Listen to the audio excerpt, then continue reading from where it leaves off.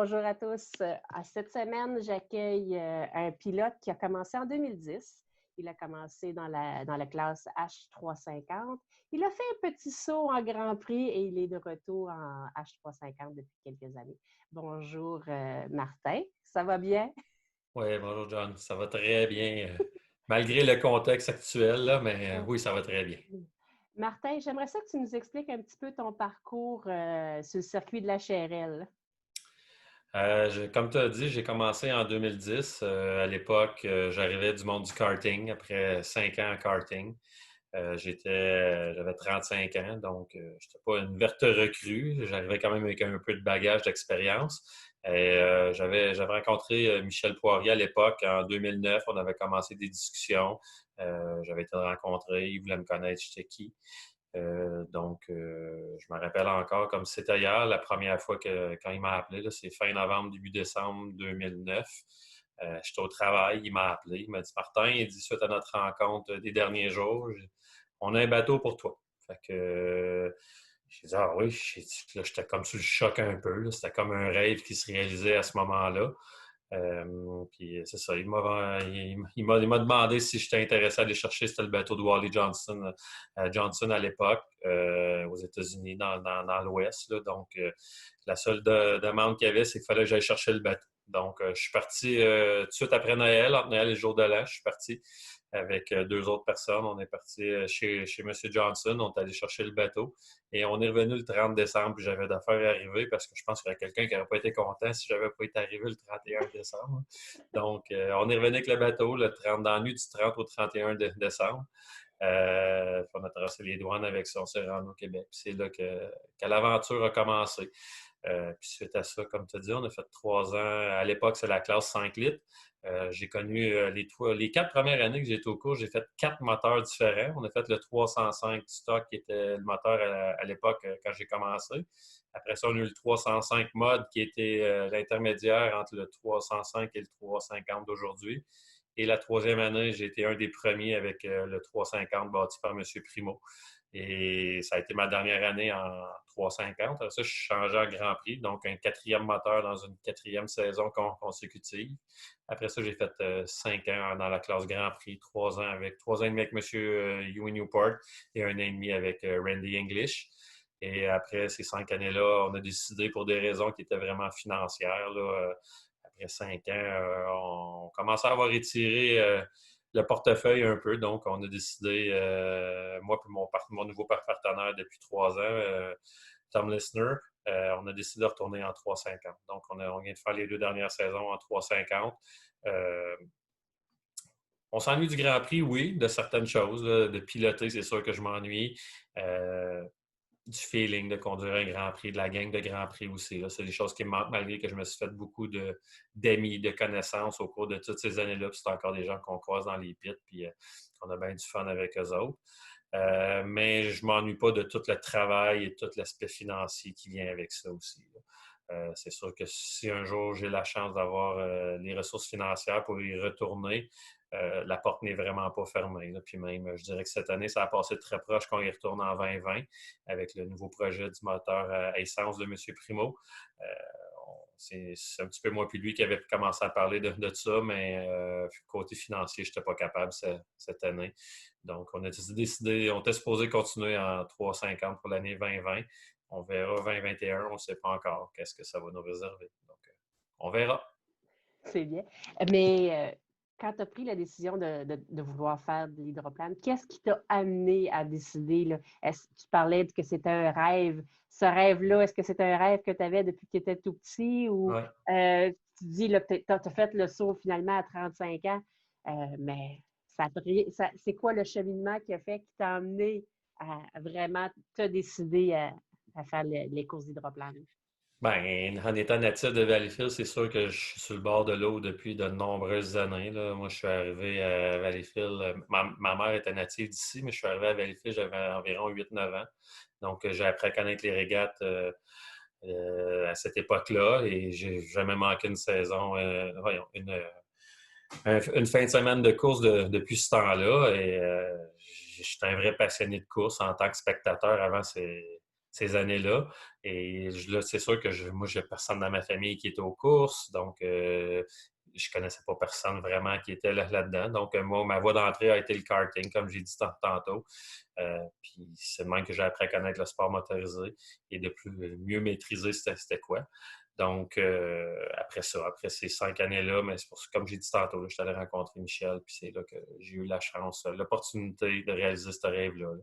Donc, c'est vraiment ma passion depuis des années. Et je suis content. Là, ça fait quand même 15 ans que je suis aux courses. Je pense pas qu'il m'en reste 15 autres, là, mais j'espère qu'il me reste encore quelques années parce que c'est vraiment une passion. Puis dans le contexte actuel, on s'aperçoit vraiment que c'est quelque chose qui nous manque quand là, on ne peut pas assouvir ce besoin-là. Là. C'est vraiment une drogue. Là. Dire lâcher, j'ai de la misère à me voir quand est-ce que je vais lâcher ça. Puis, on peut déjà avoir le feeling de qu'est-ce qui va me manquer quand je vais lâcher. Fait que je ne suis pas prêt à lâcher tout de suite. Euh, mais si je dois dire, par exemple, que cette année-là, avec du recul en étant dedans, là, on voit quand même, on va en profiter pour faire beaucoup d'autres choses. Fait que, on a acheté un ponton, fait que, on va pouvoir se promener avec la famille cet été, qui est complètement d'autres choses. Mais c'est vraiment une drogue, ça. Le sport motorisé, les courses d'hydroplane, entre autres. Là. Donc, Qu'est-ce on peut quand même voir que ça nous manque beaucoup. qu'est-ce qui t'a fait, toi, choisir la classe 5 litres ou le 350 versus les autres classes pour commencer?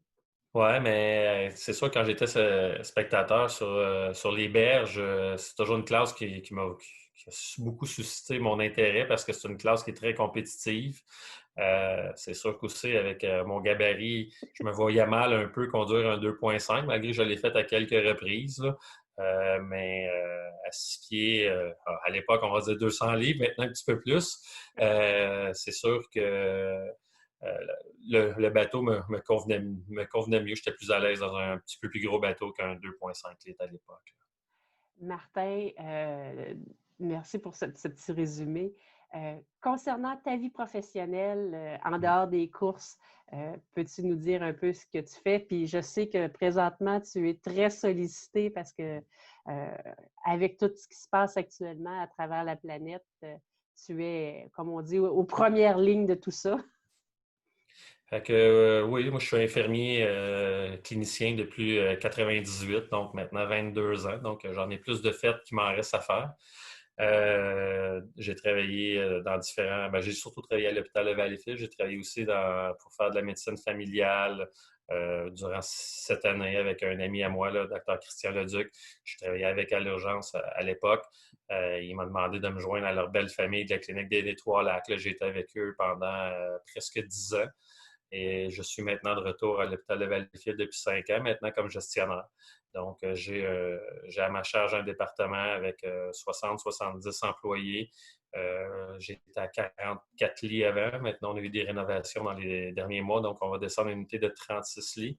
Mais avec le COVID actuellement, c'est un travail qui est très ardu. J'ai une équipe extraordinaire qui travaille avec moi. Là. J'ai mon équipe aux courses et j'ai mon équipe au travail. C'est deux équipes différentes, là, mais c'est deux équipes avec qui j'aime beaucoup travailler, que je passe beaucoup de temps avec eux. Je passe plus de temps avec eux qu'avec ma famille. Donc, non, je travaille dans le milieu de la santé, puis effectivement, c'est un milieu qui n'est pas facile actuellement, mais les travailleurs de la santé, c'est des gens extraordinaires qui ont le cœur sur la main, qui pensent beaucoup à faire le bien autour d'eux. Là, puis actuellement, c'est ce qui arrive, même si le climat de travail, le contexte de travail n'est pas facile actuellement. Est-ce que ton milieu de travail te supporte versus ton milieu de course? Ah, ben oui, je voudrais que je vous montre des petits dessins. Habituellement, quand je pars en vacances, là, c'est toujours la semaine avant les régates de Valleyfield. Je me prends toujours une semaine de vacances avant. Et juste l'année passée, mes employés, on a un tableau de communication dessus, puis ils m'avaient marqué «Bonnes vacances, Martin», puis ils avaient essayé de dessiner une régate. Je dirais pas ça, elle n'était pas très belle, là, mais on savait que c'était ça. Mais non, faire sa part, il avait marqué un beau petit message en dessous, bonne chance. Puis même quand j'organise mes activités de financement, j'ai des employés qui viennent à chaque année. Donc oui, mon équipe au travail est consciente de ce que je fais en dehors du travail aussi. Là, puis j'ai toujours droit à une petite tape dans le dos ou hey, là, tu vas faire attention en fin de semaine. Quand il arrive des incidents, l'année passée, qu'est-ce qui est arrivé? Il y a des gens qui ont été très inquiets et ils pensaient que c'était moi. Là, après l'incident, j'ai reçu beaucoup de messages de mes employés pour savoir si j'étais correct, si tout était sous contrôle. Fait que, oui, j'ai une équipe qui est très humaine, qui ont à cœur quand même et que je me porte bien, puis qui aiment ça donner une petite tape dans le dos pour m'encourager. Là. Donc, non, j'ai une très belle gang au travail. C'est bien, parce qu'on sait qu'on est aux courses, mais on sait tous qu'on travaille le lundi matin. Euh, exact. Donc, si on fait un petit peu dans la situation actuelle, vu qu'il n'y a pas de course pour la saison, on s'était dit, la Ligue, on voulait comme faire connaître un peu nos pilotes, mais on veut y aller de façon un petit peu plus humoristique. Donc, on a comme établi un certain questionnaire qui s'appelle le questionnaire de la quarantaine. Donc, est-ce que tu es prêt à participer à ce questionnaire, Martin? Oui, je connais très bien les deux quarantaines. Les deux. L'âge et s'isoler. L'âge, le confinement et tout ce qui vient avec. Quel bateau qui t'a le plus marqué depuis que tu es aux courses ou que tu connais les courses? Le plus beau bateau à ton J'ai point de vue. toujours Ouais, mais quand j'étais plus jeune, j'ai toujours été un grand fan de Claude Bergeron. Donc, les bateaux 007 m'ont toujours beaucoup impressionné. Ça a toujours été un modèle un peu pour moi. Puis même, j'ai eu la chance de le fréquenter quand j'étais plus jeune un peu, parce que ma première blonde, c'était la nièce de Claude. Donc, j'avais la chance d'aller au garage, de voir ça, de voir comment il préparait le bateau. Donc, j'ai toujours admiré beaucoup ce que Claude avait fait et ce qu'il avait réalisé dans sa carrière. Donc, autant lui, c'était 305 en Grand Prix, là, 5 litres. J'ai toujours beaucoup admiré le travail que Claude avait fait et on sait qu'il a développé des très bonnes coques. J'en conduis une encore d'ailleurs qui est une des plus vieilles sur le circuit à date et qui est encore très compétitive. Donc, Claude Bergeron et ses bateaux 007, ça a toujours été un bon modèle pour moi. Ton site de course préféré ou la course où tu t'es senti la meilleure de tes performances? Ouais. C'est sûr, Valleyfield, c'est sûr que c'est toujours la course la plus spéciale, mais celle où que j'ai toujours bien performé, puis ça a toujours bien été, pas toujours. Parce que j'ai eu une certaine part de succès. Il y a eu Détroit en Grand Prix. C'est une place où, ça fonctionnait bien pour nous. Malheureusement, l'année où ça allait le mieux, 2016, on était vraiment prêts. On était avec Randy English. Les moteurs étaient vraiment très fiable et très puissant. Ça allait très bien. On avait commencé la fin de semaine avec une belle victoire. La deuxième course, le samedi en fin de journée, il est arrivé l'accident avec Brandon, Canadien, quand Brandon a fait un crochet devant moi. Là, j'avais même ma fin de semaine à terminer là parce que le bateau était très endommagé, mais c'est une place à Détroit où j'ai toujours connu ma part de succès. Puis c'est une place où c'est le fun de courir là, avec la renommée, avec l'histoire de ce site-là. Là. C'est toujours bien le fun d'aller courir là, toujours bien reçu. Mike Webber nous reçoit toujours très bien quand on est à cette place-là. Donc, non, Détroit, c'est une place que j'affectionne, même si la route est particulièrement longue. La plus belle rivalité que tu as eue sur l'eau? La plus belle rivalité, en 350, c'est sûr que courser contre des gars comme Donnie Allen, Bobby King, Dylan Roney, dans les dernières années, c'est des gens avec qui j'ai fait des belles courses, parce qu'on a eu beaucoup de compétitions. Nicolas Rousse aussi. C'est le fun. J'ai coursé aussi contre mon bon ami Rémi Leblanc. C'est sûr que lui aussi, on n'a pas eu la chance beaucoup de courir un contre l'autre dans les mêmes courses, là, mais je dirais que Dylan Roney puis Donnie Allen dans les 2 dernières saisons, là, c'est pas mal avec eux. J'ai eu des belles courses. Ça a été très intéressant de courser avec eux autres, des pilotes propres, parce qu'on a des courses, parce qu'on est capable de faire des belles courses en se respectant. Autre sujet. Boxer ou bobette? Boxer. Serré, mais boxer. Ton site de course, la HRL préféré, tu nous disais Valleyfield. Pourquoi? Ben, c'est sûr, l'histoire, tout ce qui est alentour, c'est la plus grosse fin de semaine de toute l'année. Moi, je suis de la région, donc j'ai la chance de faire la fin de semaine avant aussi, ce qui se rattache à ce festival-là. Donc, tout ce qui est spectacle, tout ce qu'on peut faire le week-end avant aussi. La quantité de spectateurs, c'est sûr que c'est pas négligeable. C'est toujours le plaisir de courir devant une foule impressionnante. Ça, c'est le fun aussi. Le fait aussi que tous les amis, les connaissances, la famille est présente à cette course-là. Et aussi les commanditaires. C'est sûr que nos commanditaires, quand tu vas rencontrer à l'époque, quand j'avais Coppertone comme commanditaire, eux autres, ce qui était important pour eux, c'est que c'était la course de Valleyfield. Pas pour dire que pour eux, les autres courses, c'était pas important, mais pour eux, la visibilité pour laquelle ils payaient, ils voulaient avoir un retour, c'était vraiment la course de Valleyfield. Donc, c'est toujours... Valleyfield a toujours une coche sur les autres sites, la façon dont on est reçu, la grosseur des pits, le nombre de bateaux, les spectateurs qui viennent nous voir. C'est vraiment le fun. C'est vraiment plaisant de courir à Valleyfield. C'est sûr que si on avait 10 courses comme ça par année, le sport serait en beaucoup meilleure santé. Ça serait beaucoup plus facile pour nous de trouver des commanditaires et tout ça. Mais cette course-là se détache vraiment des autres pour toutes les raisons que je viens de nommer. Aussi par rapport à l'histoire, parce que c'est la plus ancienne. C'est sûr, c'est sûr. Puis en ayant grandi ici sur les berges, à voir les courses là, année après année, puis même durant la saison morte. Bien, durant la saison morte. En dehors de la fin de semaine de course de Valleyfield, quand on était petit gars, moi, je restais à 5 minutes du Parc Sauvé. Donc, quand on entendait un bateau, mais on embarquait sur nos vélos, puis go, on s'en allait voir c'était qui. Fait que c'est sûr que Valleyfield a une saveur particulière pour moi. Ta nourriture fétiche pendant la fin de semaine de course? Steak, spaghetti, c'est pas mal. Je suis très pâte et viande, donc oui, puis c'est des choses qui se font bien aux courses, puis c'est le fun aussi de partager ça en équipe. C'est des choses qui sont faciles à préparer pour toute la gang, parce qu'on est toujours une bonne dizaine dans mon équipe à être aux courses. Donc, ouais, ça, c'est le genre de choses qu'on apprécie. Tu parles de steak. Ouais. Saignant, médium ou bien cuit? Comme un steak, ça se mange pas autrement que saignant. C'est bien correct. Bud Light, Coors Light ou Bud Light? Bud Light. Bud Light. D'après toi, qui est le meilleur pilote contre qui tu as coursé? Le meilleur? Ah, le meilleur.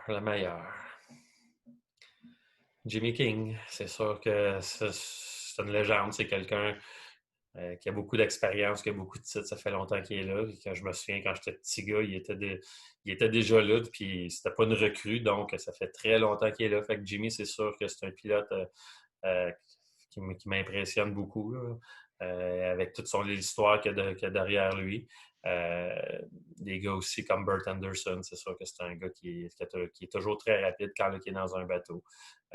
Puis dans la classe que je suis actuellement, là, c'est sûr qu'un gars comme Dylan puis Donnie, les deux que je nommais tantôt, là, c'est sûr que c'est des très bons pilotes. Quand tu es contre eux, tu sais que tu n'as pas place à l'erreur.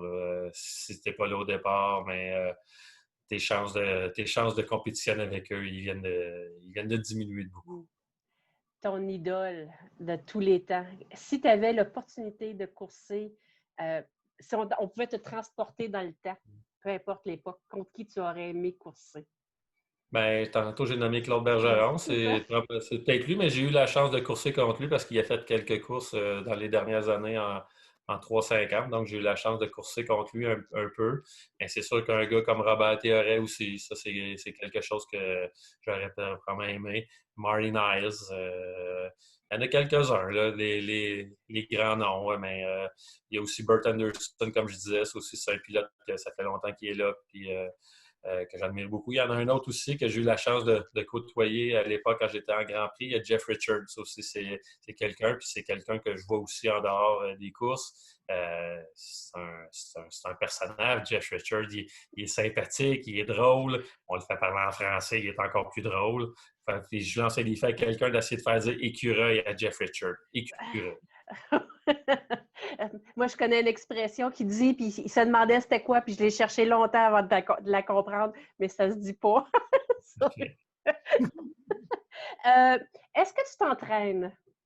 J'essaie, oui. J'avais pris un peu de poids durant les dernières années. Puis là, je dirais que depuis 2 mois, j'ai commencé à m'entraîner, à essayer de faire attention.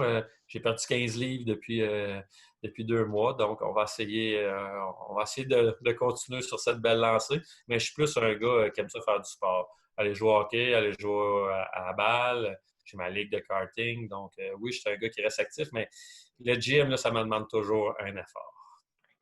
C'est dur de se motiver pour y aller de façon régulière. Plate, aller au gym. Est-ce qu'après une course, tu es raqué? Non, des fois, je peux être, ça dépend de la température. Des fois, quand il fait très chaud, je peux être essoufflé un peu à cause de la chaleur. Mais raqué, non. C'est sûr que j'ai déjà eu quelques accidents durant ma carrière. Oui, c'est déjà arrivé que j'ai été raqué après un accident, mais pas après une course. Donc, tu parles d'accident. Tu as une conjointe? Ben oui. Oui. Comment a-t-elle réagi après ton ou tes accidents? Est-ce qu'elle prend ça difficile ou est-ce qu'elle te supporte bien dans ce sport? Là, je suis obligé tu vas me trouver drôle, là, mais là, je vais toujours te demander laquelle.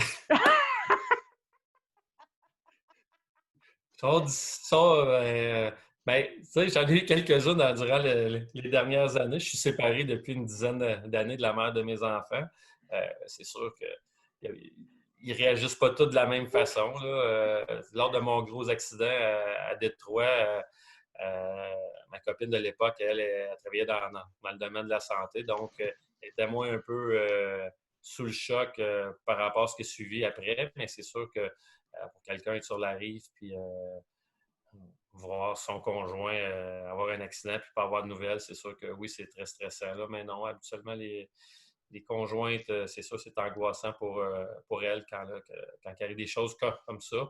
Mais non, en général, ça se passe quand même bien. Les enfants là-dedans? Tu en as combien? Ouais, moi j'ai 2 enfants, j'ai 2 filles. Il y en a une qui aime vraiment les courses. Là. C'est ma plus vieille, Camille, qui a eu 14 ans il y a quelques jours, le 10 juin. Elle est très, très déçue qu'il n'y ait pas de course cette année, parce qu'à 14 ans, c'est la première fois qu'elle pouvait venir sur les quais, tenir le bateau cette année. Donc, elle avait donc hâte à Valleyfield, parce que c'est à partir de Valleyfield, ouais, non, avant ça, Saint-Félicien. Ouais, c'est à partir de Saint-Félicien, elle n'aurait plus le droit de venir tenir le bateau sur le quai. Elle m'en parle depuis tellement d'années. Fait que ça, c'est un. Non, elle a vraiment beaucoup de peine. Elle me demande, papa, il va-tu avoir du testing quand même cette année? Ils vont-tu faire quelque chose au moins au mois de fin août, début septembre? Et on va-tu être capable d'aller au moins de mettre le bateau à l'eau pour aller voir ça? Puis elle va venir tenir le bateau sur le quai, là, à la hâte. Mais ma plus jeune aime moins les courses un peu, mais on va voir, elle est encore jeune. Mais l'an passé, je reviens encore à l'incident de l'an passé, là, quand là, que ça s'est rendu à leur oreille. Là, ils ont été très secoués par ça. Là. Puis même la mère de mes enfants, qui est plus ma conjointe, là, je me suis fait demander quand est-ce que j'étais pour lâcher ça, ce sport de fou-là. Mais comme j'ai dit tantôt, là, c'est une drogue. Hein, c'est dur de lâcher. Puis nos enfants, mais ils vivent notre passion aussi avec nous. Là. Donc, ils sont habitués, ils font partie de la famille, ils font partie de l'équipe. Mes équipiers connaissent tous mes enfants, sont habitués de les voir aux courses les week-ends, puis même en dehors de la saison de course, on fait toutes des choses ensemble. Là. Donc, non, je pense que c'est une bonne école de vie aussi pour les enfants. Là. Ils apprennent à voir c'est quoi le travail d'équipe, la vie en famille. Là. Tout ça, non? Ils aiment ça, mais je pense qu'ils seront ben, à part ma plus vieille, là, je pense qu'ils ne seront pas fâchés quand là, que ça sera derrière moi un jour. Tu parles de ta plus vieille qui développe la passion des courses. Mhm. Est-ce qu'un jour, tu penses qu'elle aurait le goût de piloter? Et est-ce que papa la laisserait piloter? Elle m'en a déjà parlé. Elle m'a demandé si un jour elle pourrait essayer mon bateau. En Grand Prix, j'aurais dû probablement dit non. 3,50, je suis pas fermé à l'idée de lui laisser essayer. Puis même, elle m'a demandé si à un moment donné, elle pourrait piloter. Je pense qu'elle aimerait ça. Moi, de mon côté, c'est sûr que non, moi, j'aurais pas, ça me dérangerait pas. C'est sûr que je serais craintif puis que je m'assurerais que tout soit sécuritaire et que ça soit bien, que les choses soient bien faites. Mais maman, je suis pas sûr qu'elle va laisser que la chose arrive. Ça sera à elle de négocier à ce moment-là avec sa mère. C'est bon. Cette année, on n'a pas de course, si je te demandais pour l'année prochaine, quelles seraient tes prédictions pour le championnat de la saison 2021? Donc, c'est sûr qu'on va y aller avec nos inscrits qu'on avait cette année. Donc, si je te dis, bon, ben l'année prochaine, là, si on se dit que les gens vont peut-être avoir le temps de fine-tuner un peu plus les choses cette année, puis les bateaux devraient tous être prêts, fin et prêts au printemps prochain. Si je te demande tes prédictions, on va commencer par le Grand Prix. Le Grand Prix, c'est sûr que Andrew avec les Steelers va probablement être l'homme à battre dans cette classe-là. Après ça, qui est-ce qui va rester? C'est sûr qu'il va y avoir un gars comme Jimmy King si Roger Meehan se présente aux courses. On verra, on entend toutes des histoires là-dessus. C'est sûr que l'équipe de Rémi va être très rapide, puis je ne suis pas inquiète pour lui, c'est un très bon pilote. Il y a beaucoup de restrictions à faire, donc le début de saison va peut-être être contre lui pour le championnat, là, mais je suis sûr qu'il va être rapide et ça ne sera pas très long. Là. C'est un gars qui est très compétitif. C'est mon ami depuis plus de 20 ans, donc je le connais très bien. Puis, je ne suis pas inquiète pour lui. Je sais qu'il va faire un bon travail, donc je ne serais pas surpris qu'il se retrouve à la fin de la saison dans le top 3. Là. C'est bien. Dans ta catégorie, dans le H350? C'est sûr, comme j'ai dit tantôt, là, Andrew dans le Pennzoil, Dylan Roney, ça va être des gars surveillés. Donnie Allen, il a connu une fin de saison extraordinaire là, après Valleyfield. Je n'ai pas compté les points après Valleyfield, mais d'après moi, ça va être pas mal être lui qui doit accumuler plus de points suite à ça. Il était très rapide. Depuis qu'ils ont changé de motoriste, à partir de Valleyfield, il a été très dur à battre. Donc, ces 3 bateaux-là, je pense que ça va être 3 bateaux qui vont se retrouver dans le top 3. C'est sûr aussi qu'il y a des gars comme Bobby King, c'est sûr que lui aussi, ça va être quelqu'un à surveiller. Dans le F? F, je les connais moins, mais c'est sûr, F. Qui a gagné cette année? J'ai un blanc. Qui a gagné? C'est F92 avec Bobby Oui, King. c'est vrai. C'est vrai, c'était Bobby qui conduisait. Steve a des grosses chaussures à chausser à son retour en 2021, mais je pense que ce bateau-là va être encore très rapide. Là, où il y a aussi Marc Lalonde, le 751. C'est un gars de la région. C'est un gars qui m'a suivi un peu aussi. C'est moi qui a donné un petit peu la piqûre aussi. Il m'a appris quelque chose cette semaine que je ne savais même pas. Il m'a dit, Martin, sais-tu que je me suis déjà assis dans ton bateau? Quand tu le sais même pas, quand c'est que tu assis dans mon bateau? Il y a quelqu'un qui gardait mon chien à l'époque, qui connaissait. Ben, le Moses, le bateau était dans mon garage, il est allé s'asseoir dedans, puis il ne me l'a même pas dit. Hey, j'ai appris ça cette semaine, 10 ans plus tard. Ça ne me dérange pas, c'est bien drôle. Mais non, mais Marc, c'est un gars qui est très compétitif. Il est prêt. Il a du bon matériel, puis c'est un excellent pilote. Fait que Steve Armstrong, Marc Lalonde, je pense que ça va être 2 compétiteurs féroces dans cette classe. Dans le S, le 2.5. 2.5. Je pense que Philippe Billette, je pense qu'il passe du F au S, donc je pense qu'il va être à surveiller pour la prochaine saison là, aussi. Il y a des nouveaux venus aussi, je pense, dans cette classe-là. Owen, il reste en S, donc je pense qu'Owen aussi, ça va être un compétiteur à surveiller. C'est bien. Et la dernière classe, le GSS, New Jersey Speed Skiff. Oh, eux autres, je les connais pas beaucoup, là, mais je connais Tom. Tom, c'est Tom. Je pense que Tom, c'est l'homme à battre. Tom, c'est l'homme à battre. C'est bien. Donc, ça va être à voir l'année prochaine. Donc, on va tout compiler ça, vos prédictions, puis peut-être qu'on pourra se servir de ça ultérieurement, voir qui avait raison, se faire un pôle. Okay. Si tu avais l'opportunité de courser en Nouvelle-Zélande, est-ce que ce serait quelque chose que tu aimerais faire? Ah, c'est sûr que j'adorerais ça. On avait déjà discuté, voir si on était capable de mettre le bateau par bateau, voir à l'époque quand on était en Grand Prix. Là. Oui, on avait parlé, mais déjà, la saison de course est longue, c'est beaucoup de préparatifs. Financièrement, c'est beaucoup. Mais oui, ça serait un rêve. Ça serait un rêve que d'aller courser en Nouvelle-Zélande avec nos amis les Lopton. Donc, oui, j'aimerais bien ça. Es-tu plus de type whisky ou vodka? Vodka. Avec un petit peu de Red Bull. Pour le monde qui me connaisse. As-tu déjà échoué le test d'alcoolémie aux courses? Ouais. Oh! Dimanche matin, 2015 ou 2016. Le samedi soir, ils nous annonçaient une tornade, un ouragan le lendemain matin. Fait que je me suis dit, bah, il n'y aura pas de course demain matin. Je me suis couché un petit peu tard. J'étais pas si près. Je me suis présenté le matin. J'étais pas nerveux, mais je me suis dit, ouais, Martin, parce que d'habituellement, 11h minuit, je suis couché, je prends 4-5 bières, puis c'est assez. J'ai jamais échoué, sauf cette fois-là. Puis j'étais allé souffler, j'étais à 0.02. Il était 7h30 environ. J'étais tellement maudit après moi, là, que là, je me suis dit, bon, t'as voulu faire le nono hier, là? C'est parfait.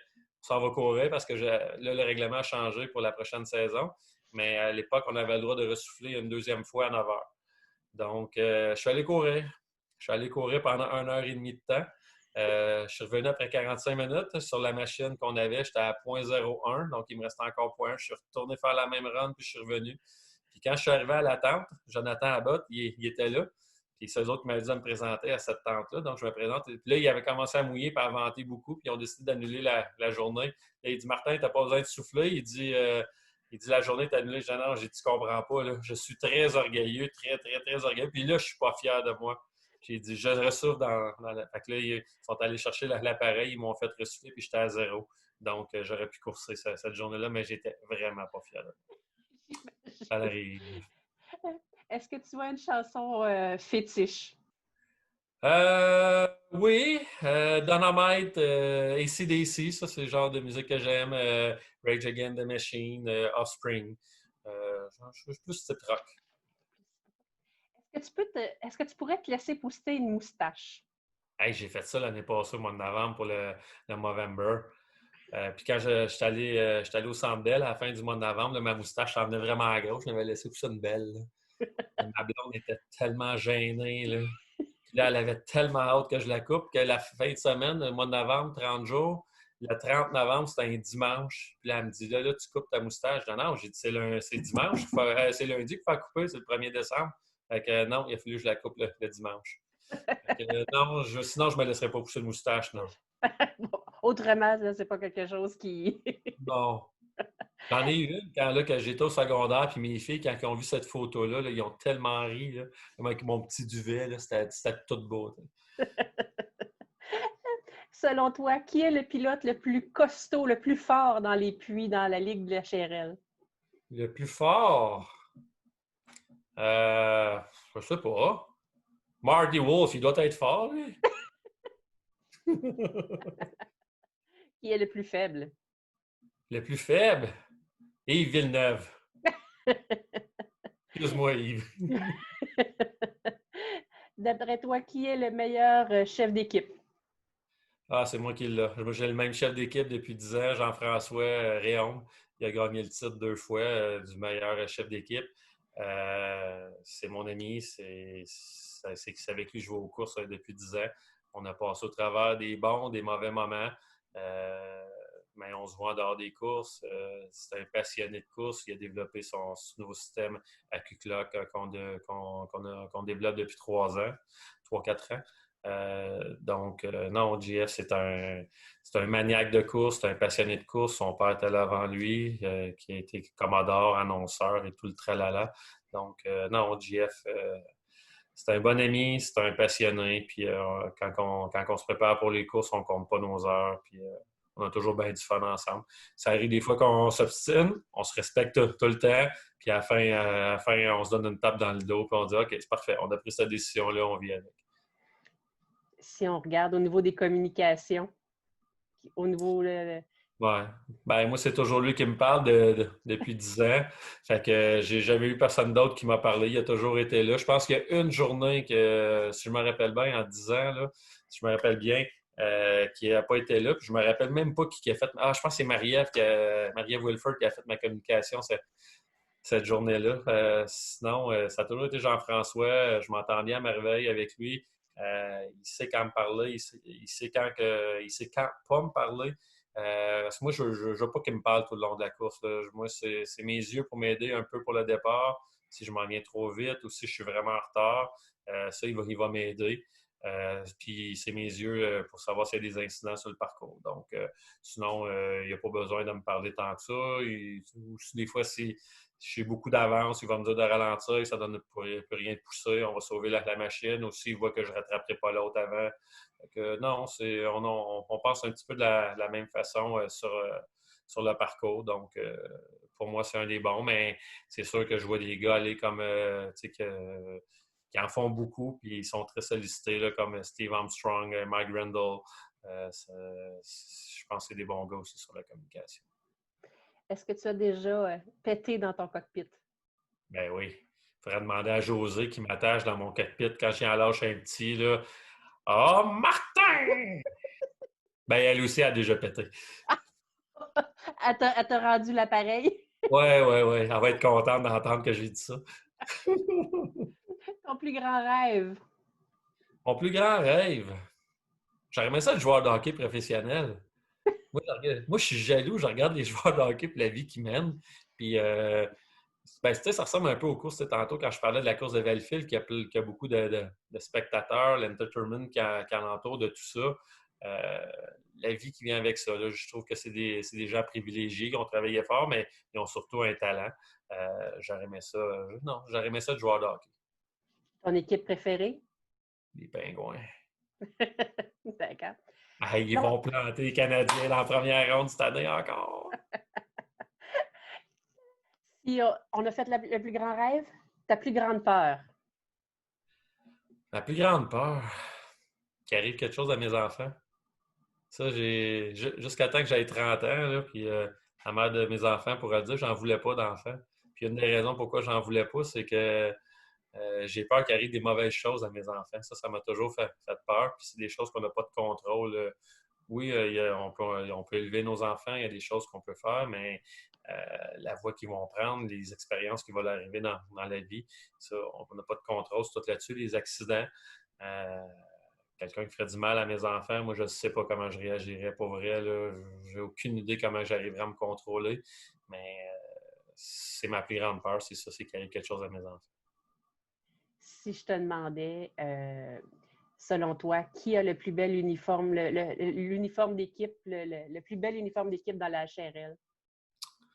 Je dirais que la gang de Richard Hearn, c'est toujours une équipe qui est bien préparée, qui se présente bien. Il y avait la gang de Mario Blain, le Canada Boy, à l'époque, eux autres aussi, il y avait toujours une belle présentation. L'équipe, le H799, l'équipe de Michel Arsenault aussi, c'est une équipe qui a toujours une belle image, sont toujours très professionnels. Donc, c'est trois équipes qui sont des bons exemples. J'ai essayé moi aussi, à l'époque, on était Coppertone, qu'on a RTX maintenant. On essaie toujours aussi d'avoir l'air professionnel, de bien représenter nos commanditaires. C'est des gens qui nous font confiance, fait qu'on essaie de toujours bien les représenter. Le membre de la HRL qui te marque le plus ou ton préféré d'une certaine façon, là, ou qui te marque le plus, là, avec qui tu as plus d'affinité ou... Je dirais mon chef d'équipe, Jean-François, je n'ai parlé tantôt, là, pour toutes les mêmes raisons. Jean-François, c'est quelqu'un qui donnerait la terre pour faire plaisir aux gens alentour de lui. C'est quelqu'un qui est très sollicité dans les puits. C'est un spécialiste de l'électronique et l'électricité. Donc, Jean-François, je ne sais pas si je serais encore aux courses si je ne l'avais pas rencontré au début de ma carrière. Il y a des circonstances qui ont fait qu'il s'est retrouvé avec moi, là. Parce qu'au départ, début de la première saison, il n'était pas avec moi, mais il s'est joint à mon équipe durant la saison. Donc, je dirais que c'est la personne avec qui j'ai le plus d'affinité. Donc, puis je suis chanceux parce que ça fait 10 ans que j'étais avec lui. Puis je l'ai encore vu hier. Là. Donc, c'est pas quelqu'un que je vois juste dans le contexte des courses. C'est quelqu'un que je vois aussi à l'extérieur de tout ça. Là. Oui, Jean-François, c'est la personne qui m'a marqué vraiment le plus au cours de mes 10 années dans la HRL. Et au niveau des officiels de la HRL? Euh, ouais, ça, c'est plus dur, hein? C'est plus dur! Ouais, parce que je suis quelqu'un, des fois, qui a pas la langue de sa poche, qui a un caractère bouillant. J'ai jamais été impoli ou déplacé envers les officiels, mais oui, ça arrive que je vais dire ma façon de penser, puis quand je suis pas en accord, je vais le dire aussi. Mais c'est sûr qu'à l'époque, avec Stéphane Brossoit, non, j'avais quand même une bonne communication avec lui, avec Jonathan encore aujourd'hui. Oui, on a nos différences, c'est arrivé. Il me donne son opinion, je vais la respecter.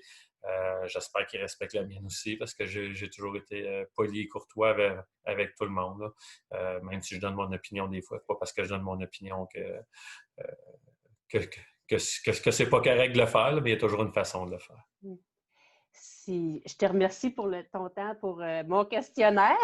Je te laisse la parole un peu si tu as des gens à remercier, des commanditaires, tes partenaires, des membres de ton équipe. Là, je te laisse un petit moment si tu veux Parfait. profiter de cette opportunité-là. Donc, Non, je vais commencer par mes commanditaires. C'est ça, mon principal commanditaire des dernières années, vous le voyez derrière moi, là, c'est RTX, Robert Thibert, le distributeur de pièces automobiles de la région de Châteauguay, avec le docteur du pare-brise qui est juste au-dessus. Donc, Daniel Allaire à Valleyfield. C'est mes deux principaux commanditaires. Il y a aussi Asphalt Major et Fils qui me supportent depuis 3 ans. Denis Rousse Automobile, je ne veux pas en oublier. Guy Terrien, Joint Expert, Annie Théoret, agent d'immeuble, tout, Sport Expert Valleyfield qui m'a supporté durant de nombreuses années. Après ça, du côté dans mon équipe, mais c'est sûr que il y a ma conjointe qui est là. C'est pas tout le temps facile pour elle. Puis elle travaille le samedi souvent, donc les courses plus loin, elle ne vient pas. Donc, ma conjointe qui me permet de continuer de réaliser ce rêve-là, cette passion-là, comme j'ai dit tantôt aussi. Tous les membres de mon équipe, là, Alex, José, Clayton, Sylvain. Ça, c'est tous des gens qui sont avec moi depuis de nombreuses années. Sans eux autres, sans tout le travail, sans tout le bénévolat qu'ils font pour qu'on arrive à préparer le bateau et que tout soit prêt et soit compétitif. Sans eux autres, ça ne serait pas possible. Depuis tantôt, j'en ai parlé plusieurs fois. Là, il y a Jean-François Réon là, qui est mon bras droit, qui passe de nombreuses et incalculables heures à préparer ça. C'est sûr que depuis qu'on est en hydro, c'est moins pire, là, mais à l'époque, quand on était en Grand Prix, là, c'était terrible les heures qu'on passait là. Puis aussi, il y a mon partenaire financier depuis 4 ans, Tom Lissner. Sans lui, là, c'est sûr que les dernières années n'auraient pas été aussi agréables. Il a vraiment un bon soutien financier, aussi logistique. Il nous aide beaucoup dans la logistique aussi. Et aussi, on travaille avec Tom pour développer des hélices. Donc, depuis 3 ans, Tom a commencé à fabriquer des hélices. C'est un processus qui s'améliore. Il y a eu des bons coups, il y a eu des moins bons coups, là, mais Tom, c'est il aime ça toujours aller chercher le petit quelque chose qui manque. Là. Donc, Tom, il m'aide beaucoup. C'est mon partenaire financier depuis 3 ou 4 ans, je me rappelle. 3 ans. 3 ans. Donc, sans lui, c'est sûr que les courses ne seraient pas pareilles non plus. Puis lui aussi, c'est comme j'ai dit tantôt pour Jean-François, c'est pas juste quelqu'un que je fréquente aux courses. C'est quelqu'un qu'on fréquente en dehors des courses. Puis sa conjointe Emilia, on a beaucoup de plaisir avec eux autres. On a passé un mois avec eux l'hiver dernier en Floride. Là. Ça a été vraiment, vraiment plaisant. C'est des gens avec qui on a beaucoup de plaisir aux courses, on a beaucoup de plaisir en dehors des courses. Puis d'ailleurs, là, vu qu'on n'a pas de course à Valleyfield cette année, la fin de semaine des régates de Valleyfield, on s'en va tout ils appellent ça au cottage. On s'en va tout au cottage chez Tom, toute l'équipe, presque tout le monde devrait être là. Donc, on va fêter les régates de Valleyfield entre nous quand même cette année, avec une distanciation. Et, on va quand même souligner l'événement à notre manière. Donc, tout ça, c'est ma gang. Mes filles, c'est sûr qui vivent, comme j'ai dit tantôt, qui vivent cette passion-là avec moi. Là, mais tout ça, c'est ma gang. Je suis très chanceux d'avoir tous ces gens-là autour de moi. Puis j'apprécie beaucoup ce qu'ils font pour moi et pour l'équipe. Ben, merci beaucoup, Martin. Puis on va te souhaiter un peu de repos dans cette tourmente-là. Puis on va te souhaiter une prochaine saison à la hauteur de tes souhaits. Parfait, Merci. merci beaucoup, c'est très apprécié. Merci.